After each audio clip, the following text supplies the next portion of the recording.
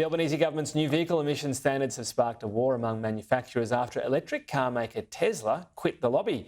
Major electric car maker Volvo's spin-off Polestar is also assessing if it will stay on as a member. Industry experts say Tesla, owned by billionaire Elon Musk, has a vested interest in the policy going ahead without amendment. It's due to the fact it stands to make about $200 million by selling credits to manufacturers. It's been a big talking point, this policy. Let's go to Shadow Environment Minister Jonathon Duniam for more. Thank you for your time. Your party is lining up against this, but it mainly seems to be the timing of it. Can you clarify, is a vehicle emissions standard full stop something the coalition opposes, or is it just this one that's on the table? Well, I think, as Bridget McKenzie, amongst others, have pointed out, having vehicle emission standards is not the problem. The problem is putting in place one that is actually not going to have the negative impact on household budgets that this one will. Working with industry is a great way to get around that. I've had a number of auto traders come through my door and on my phone telling me, hey, we've got no problem with the idea of having in place vehicle emission standards. We've got to go there. We've got to get up with the rest of the world, et cetera, et cetera. But this one, the one the government has brought forward, is not going to achieve the outcome they want without penalising Australian households. There's got to be a better way. So it's, from my point of view, not all about no emission standards whatsoever.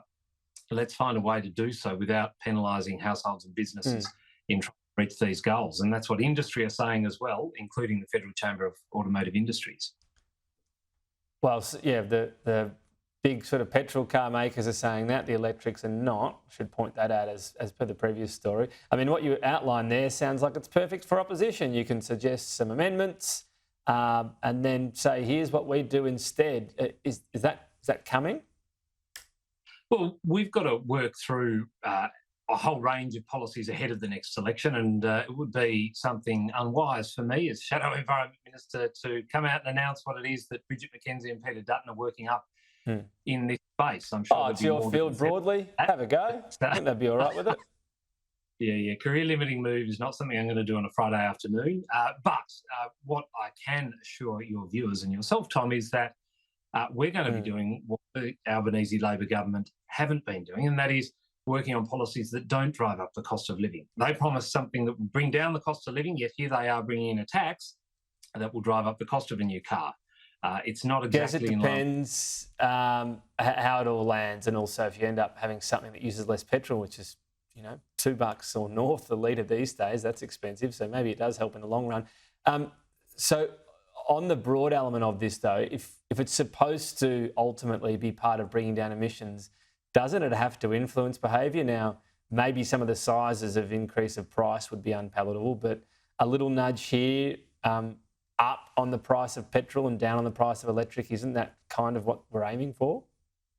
Well, the fundamental problem is that, of course, when you penalise someone who would, like to transition to another large vehicle because of its emissions outputs, they're not going to transition to a new vehicle because EVs, broadly speaking, in the market at the moment don't meet their needs. So they're going to be hanging on to these cars that emit more fumes, more carbon for longer. That's not going to have a positive outcome. The calls from industry, even here at a local level, are ones where they're saying there are better ways. Please work with us on ways that will actually achieve most of, if not all of what the government seeking to achieve, but don't penalise the consumer on the way through.